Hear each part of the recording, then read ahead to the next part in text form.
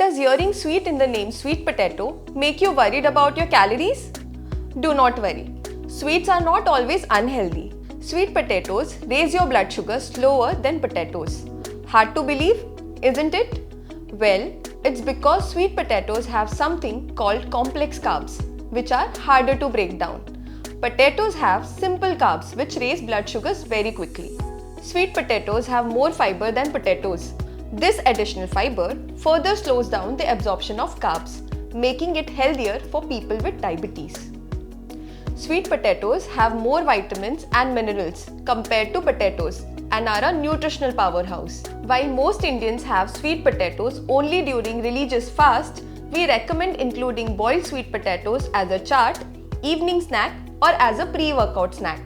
But ensure you don't eat more than one small to medium-sized sweet potato at a time. You now know the sweeter side of sweet potatoes. For more such tips and information about diabetes management and weight loss, subscribe to our channel to never miss out an update.